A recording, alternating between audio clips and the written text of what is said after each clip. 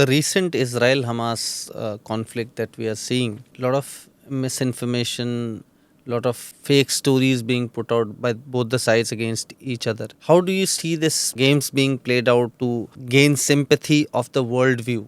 So why is Palestine such a sensitive topic in the Islamic world? For that, to understand that, you have to go to the beginning of the century. And you'll realize there was, the Arabs before were not divided into independent states. There used to be a caliphate, which had collapsed at the turn of the century and into different countries. Now, there were famous Arab thinkers who had said, like the way we are saying today, that we used to be great at one point of time, but we are no longer great, we are losing power, etc. They at that time felt that the West has come ahead and taken over Arabs, and Arabs have now become a slave people. Because at one point, the caliphate was a global power out there. So these people were trying to get the Arabs together, not in an Islamist way, but to give them a sense of Arab pride and Islamic history, etc., etc. Those are foundational narratives for the entire Muslim world, Islamic world. And they identify very closely that particular thing with Israel and Palestine. That's why you will see globally all over, the Muslims get very easily inflamed about Palestine. I doubt that, many, the vast majority of Indian Muslims would have even met a Palestinian. Can you imagine the sort of inflammation? Now, you look at Hindus in India. They can immediately identify with, this happened to Kashmiri Pandits in Kashmir. And the Jews are like, if you look at the map, they are just little and they are the ones being targeted. But is this our fight? We are a different nation. We can't get ourselves... You can be academically viewing it. You should not get inflamed. But this is something which easily can inflame our people, is very, very apparent. Okay? So Israelis are definitely a global power as far as cyber medium is concerned. They got a top-class team. Okay? ICT infrastructure to creating narratives, etc.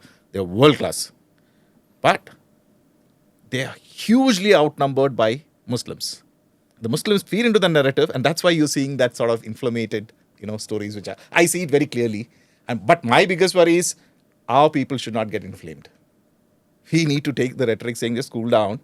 There's some fight happening in the Middle East. Let us not, like for example, in Kerala, one Islamist group took out a procession dressed up in khaki, carrying their flag, which initially looked like Italian. It turned out to be a party which I have not even heard of.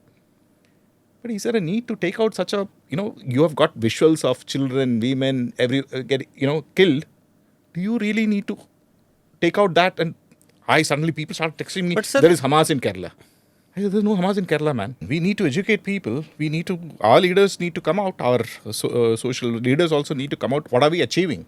See, you might be doing one for entertainment or information, but you can very clearly see which way, whose identity is what on social media by the way they are sharing that content, right? It's so obvious.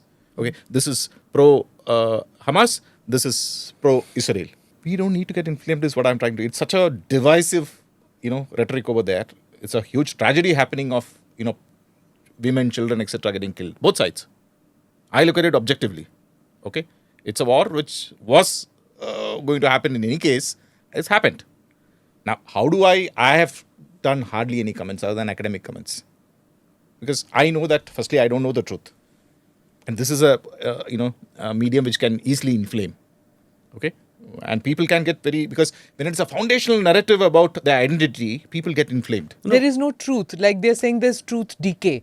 What is happening is that one incident might have sparked this whole thing, which might have been based on truth. But subsequently, the narratives are so skewed and dramatic. So if you take 100 people, average of a population, there will always be, 5 to 10 on either side, which are very deeply affected.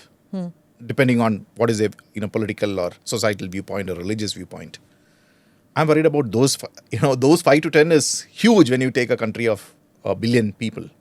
Okay? We need to realize, and it's from everyone's, right from schools to this, I think we need to take advisories saying that from the children onwards. In fact, children are a big influence on their parents too.